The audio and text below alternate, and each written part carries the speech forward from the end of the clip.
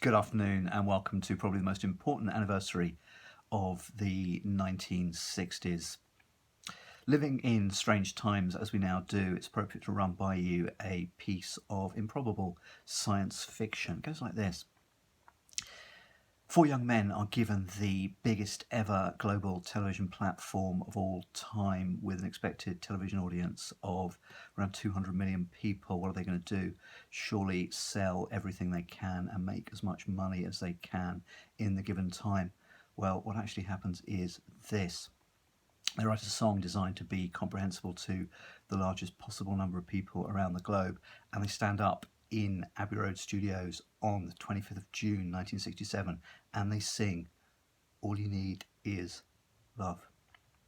That actually happened, which is perhaps one reason why Paul McCartney would later say to Barry Miles, the 60s doesn't seem like a decade in the past to me, it seems like a decade in the future waiting to happen. Science fiction indeed. Well, plunging further back into the past, historians might well say that the only two genuine decades of meritocracy in British history have been the 50s and the 60s. These being, however, the 1650s, just after the Civil War, when Cromwell ran the country for a few years, and the 1960s. Well, the Civil War of the 1640s and early 50s is very well known. They did cut the king's head off. But the Civil War of the 1960s is perhaps not as well appreciated as it should be. Let's put it like this. From early 1963, May, I believe, to the very start of 1968, only 5 acts topped the album charts in Britain. They were the Beatles, the Stones, Dylan, the Monkees, and wait for it, pop pickers, and brace yourselves here, the Sound of Music. You can just see behind you, I think, the Freewheeling Bob Dylan's an album which burned itself into my bones from about the age of 6, perhaps, and it was my father's.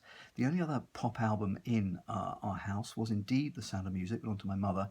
Happy to say it was a much more harmonious childhood and household than that might imply, but clearly there was a kind of warfare going on in the period which really counted as the 60s, particularly from 63 onwards when the Beatles took control of the charts and so much else, and the Stones followed them. But if we push back to the very start of the 1960s, this was a period which began with class war, with cultural war, with the war of the old guard against the new guard, with the war of the Philistines, that is, the aged public school Tories of England in particular, against anything interesting, daring, brave, or indeed beautiful. The theme tune of the establishment, as I'm sure you realised, was All You Need Is Hate. So they kicked off trying to ban Lady Chatterley's Lover in 1960. My old tutor at Leeds, Rory McTurk, recalled missing a tutorial at Cambridge because his tutor, Helen Gardner, was giving evidence for the defence for Chatterley at the trial. And she and others realised that the prosecution hadn't actually cottoned on to the fact that, amongst all its other absolutely disgusting and filthy vices, the book discussed covertly anal sex. So this was one thing that might have got it off the hook. It left us the delightful remarks from the prosecuting QC. Is this a book you would even be happy to have your wife or your servants reading? He asks the awestruck jury. Well, they lost that one, but it didn't stop them fighting this irrational rearguard action against the times which were a changing. And the next big one, of course, was Profumo. If ever there was an event that exposes the cowardice, the hypocrisy, the dishonour of the ruling upper classes in Britain, this was surely it in the early 60s, where Stephen Ward was hounded to his death by the savagery of people who were holding what might well be described as orgies in Clifton House, whilst referring to this thoroughly filthy fellow Ward in court for vices which were really non-existent or actually imagined in an event of extraordinary corruption.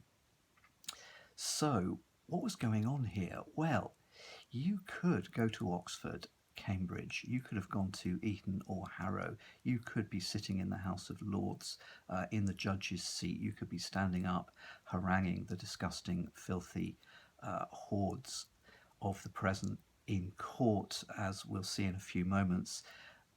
But could you control what was going on around you? Could you control what was going on in the head of your son or daughter? Could you stop your daughter, even though you paid a great deal of money to send her to Cheltenham Ladies College, getting over the wall to meet Brian Jones? Yeah, that also actually happened, I'm pleased to say. And you could not control the crazed rage of desire and confusion that was going on in the minds and bodies of teenage girls in particular at concerts. The Beatles, the Stones, the sheer screaming, unbelievable noise forced the Beatles to give up playing live before very long. It was just intolerable. And then we have to think about the cleaners who were constantly mopping up seats where people habitually wet themselves with excitement. If we hand over to Keith Richards, who's going to have plenty of space here in a moment, it's one of the most fearless, indestructible men, surely, of his age. And this is what Keith Richards had to say about teenage fans. I was never more in fear for my life than I was from teenage girls.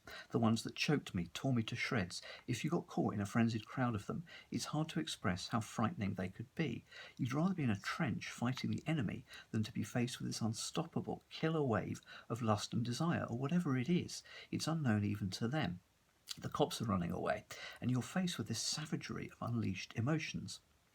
I think it was Middlesbrough, and I couldn't get in the car. It was an Austin Princess, and I'm trying to get in the car, and these bitches are ripping me apart. The problem is if they get their hands on you, they don't know what to do with you. They nearly strangled me with a necklace. One grabbed one side of it, the other grabbed the other, and they're going, Keith, Keith. And meanwhile, they're choking me. I get hold of the handle, and it comes off in my hand, and the car goes zooming off, and I'm left with this goddamn handle in my hand.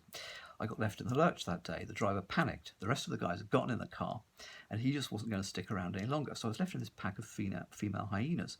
Next thing, I woke up in this back alley, stage door entrance, because the cops had obviously moved everyone on. I'd passed out. I'd suffocated. They were all over me. What are you going to do with me now you've got me?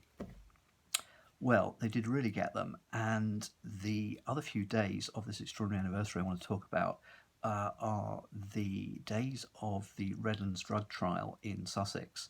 And yes, Mick Jagger seemed very unconcerned about this as he sat in Abbey Road Studios singing Love, Love, Love, but by the 29th was being driven off in handcuffs to spend quite a time in prison. I'll come to that next, but thanks for listening.